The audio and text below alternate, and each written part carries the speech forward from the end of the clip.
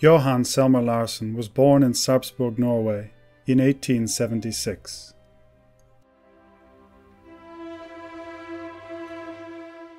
While Johan was still an infant, his father, Wilhelm Selmer, was lost at sea.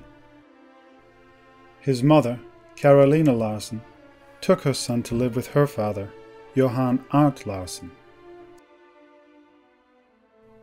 Johan Arndt was a respected and successful metalsmith whose craftsmanship was held in high regard.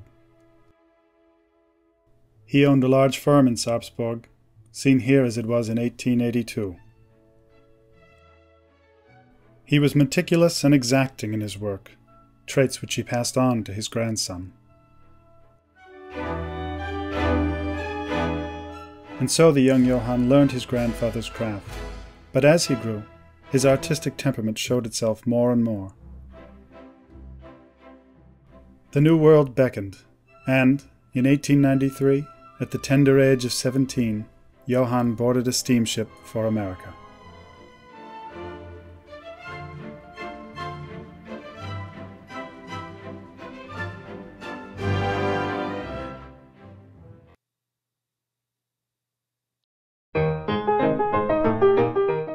He went first to live with his uncle Julius in Manchester, New Hampshire, and as his diary shows, he found it less than ideal. But Johan was young and filled with the desire to excel, so he pursued his drawing and his sculpting diligently. He would work every day, whenever he had time to spare.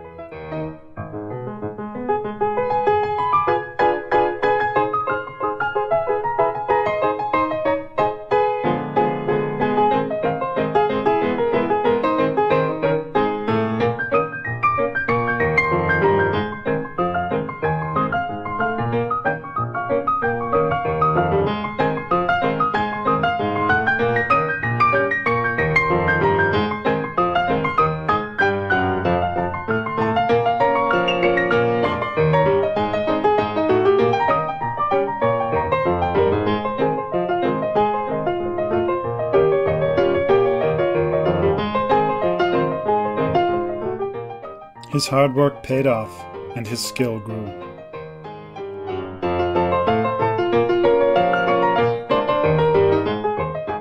In 1903, after 10 years in America and becoming an American citizen, Johan decided to return to Norway and try his luck as an artist in the country of his birth.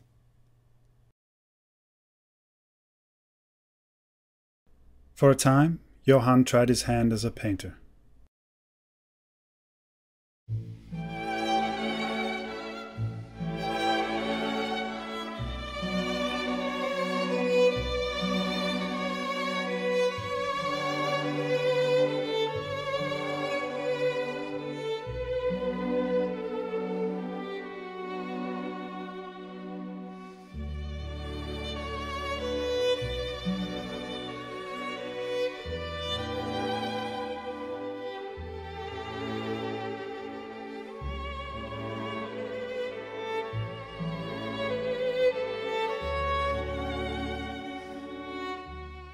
Back in Sarpsborg, Johan joined a new circle of friends, and one in particular, a young woman named Margrethe Hoel, caught his eye and then his heart. Through the endless days of the Norwegian summer, picnics under the midnight sun, their friendship blossomed into love.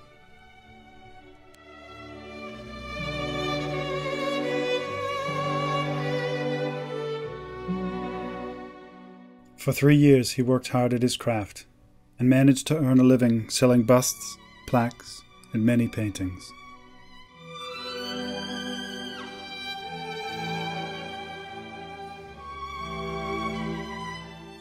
He had some success and several large commissions, but by 1906 he felt there was no future for him in Norway, so he decided to return to America.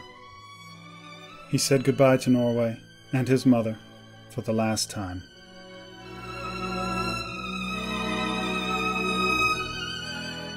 He had become engaged to Margrethe, but it was decided that she would not follow until he had established himself.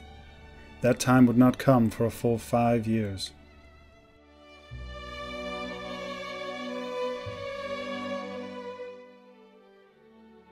Back in America, now living in Boston, he threw himself into his work, still painting, but concentrating on his sculpting.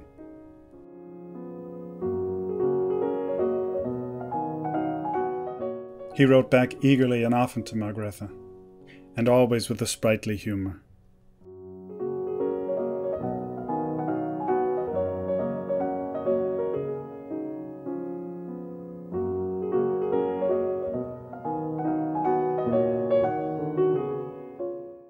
That humour often reflected his struggles in the New World.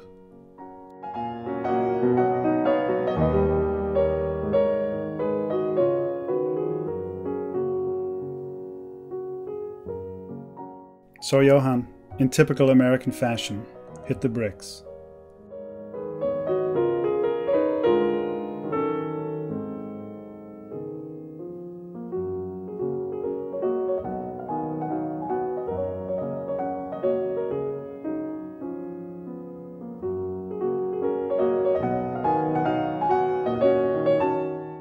At last he did find steady work, first with Shreve Crump and Lowe, and later with the firm of Arthur Shurtleff.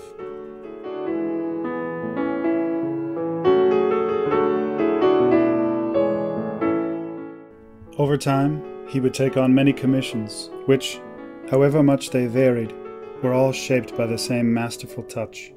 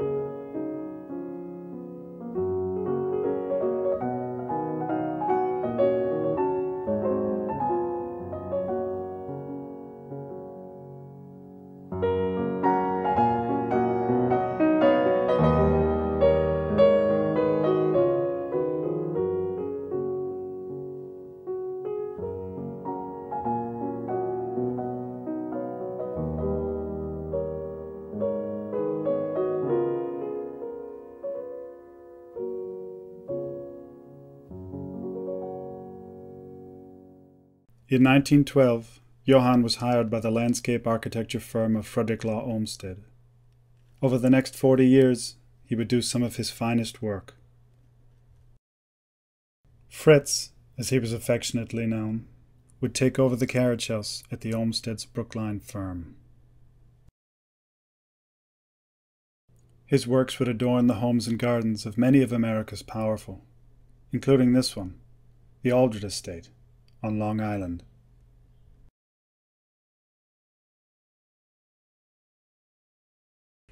At various stages of his employ, he mixed with men of renown. He delighted in telling the story of one instance in particular when, hard at work in the Olmsted studio, Johan, a man not given to idle chatter, was irritated by the presence of an inquisitive visitor. The old man was pleasant, but persistent, and taxing to the patience of Johan. At last the old man must have sensed Johan summoning up the courage to ask his guest to leave. "You've been most patient with me," he said. "My name is Andrew Carnegie. I wish to thank you for your excellent designs and your wonderful work. Exactly what I wanted." This panel is an example of the work Johan did for Carnegie's Museum of Natural History.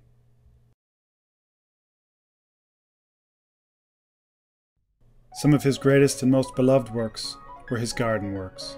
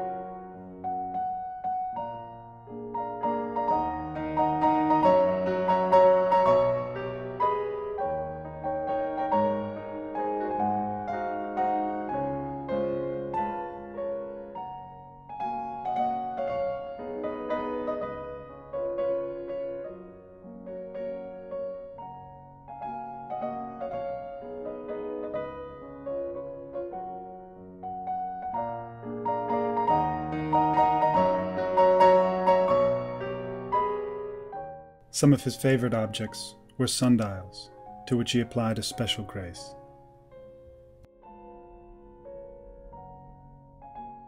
And often enough, humor.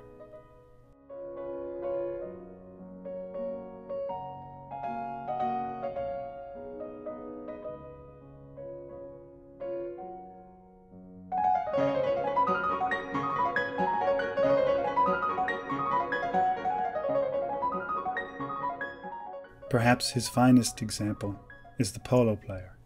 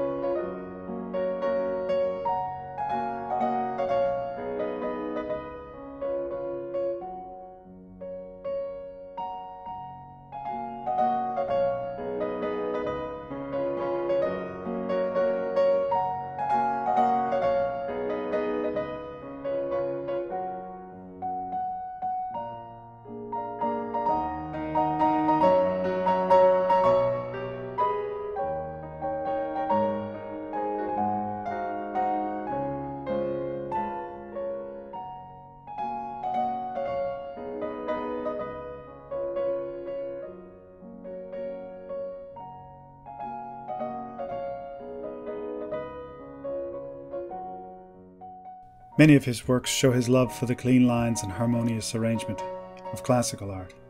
Perhaps the best example, seen here, is The Girl with the Butterfly.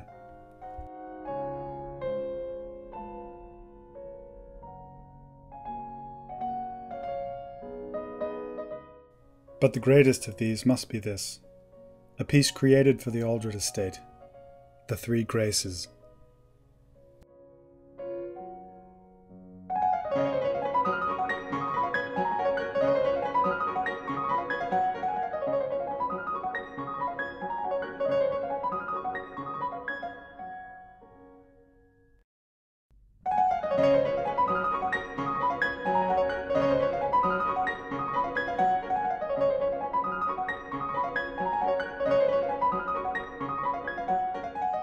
Many of his works can still be seen today at the Crane Estate in Ipswich, Massachusetts.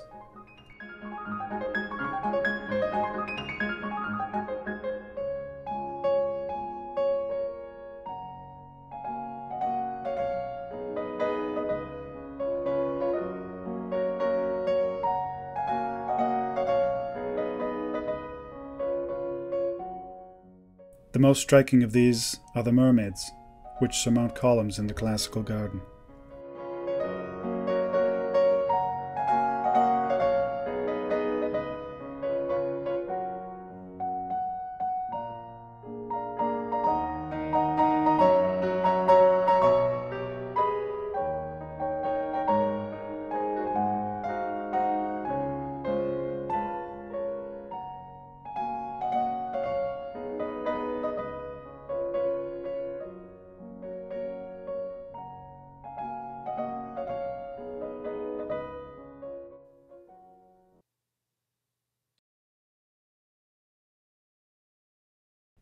In 1911, Margrethe arrived in Boston, and she and Johan were married.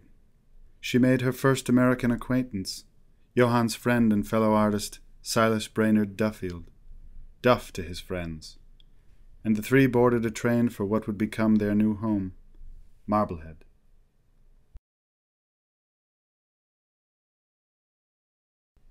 Johan loved this town, which reminded him so much of the quaint fishing villages of his home in Norway, and the great admixture of rough and rich, pious and profane in its people and its architecture were a source of boundless inspiration to him and were the subjects of much of his work.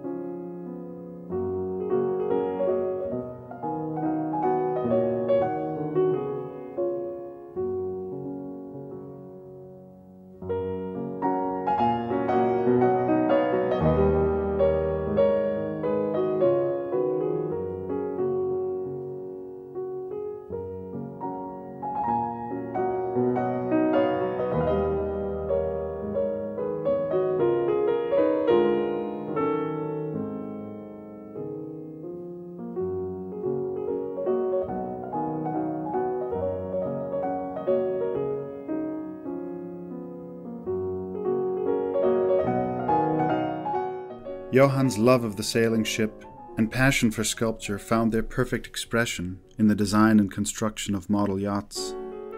The hobby became popular in town, and through the summer, every Sunday found Red's Pond crowded with the fleet of the Marblehead Model Yacht Club.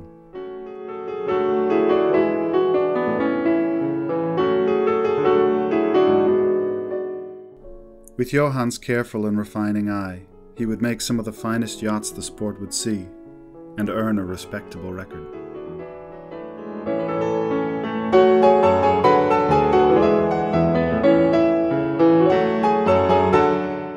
In a local magazine, he was called the greatest of all designers of racing model sailing boats, and his boats were said to be the fastest ever to compete in the United States during that period. One of his designs was the reverse slant stern hull, an innovation which would later be used in full-size yachts and America Cup contenders.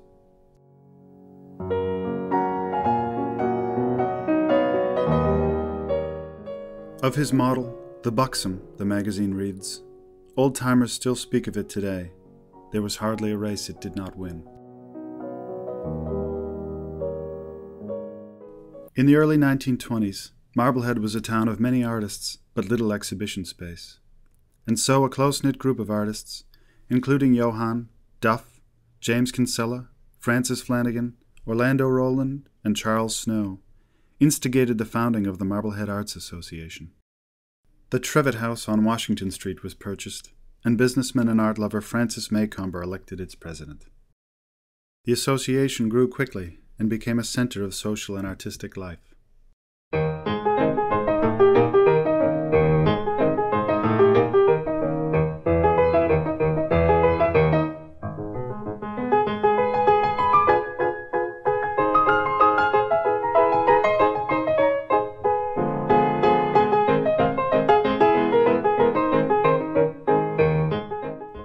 The Arts Association, with all its seriousness of purpose, was also an opportunity for fun.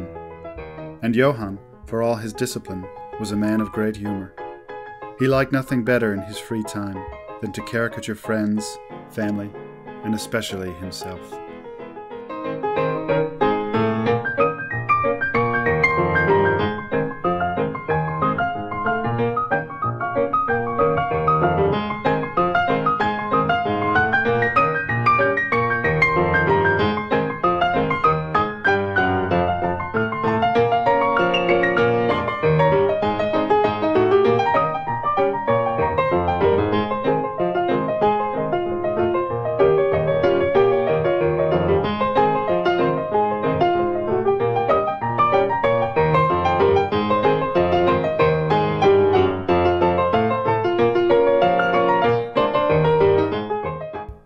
Though he loved his adopted country, he loved his home, and would often reach back to its folk art.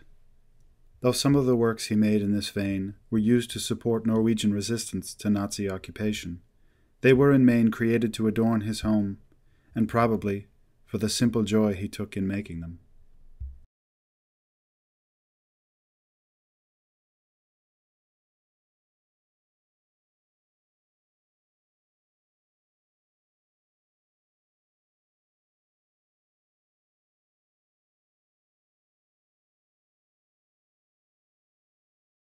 For many years, he taught at the School of the Worcester Art Museum and in the Architectural School of MIT. He was, by all reports, an excellent teacher.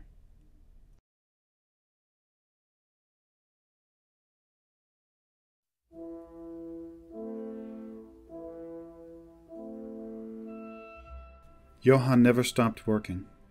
Into his 80s, he kept the same discipline, and might well have kept on until his death, but in 1958, at 82, he suffered a stroke. His right side was paralyzed, and he could no longer speak coherently, but with his left hand he could still draw those things he needed. Though he had a large and loving family, it was a heavy blow to a man who, all his life, had trained his body, his hand. For the last years of his life, he would sit by the window and look out at the town and sea which had inspired him and which held so many memories.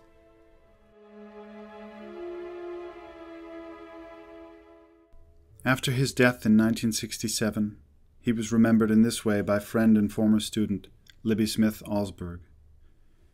He lived in a world of line and form and the truth of all things natural. He never preached, but was himself a sermon. I like to think that in the heaven to which men go, there is a certain corner where all artists gather. In the midst of them, with the Boston bag of sculptor's tools he always carried, would be Johan Selmer-Larsen of Marblehead.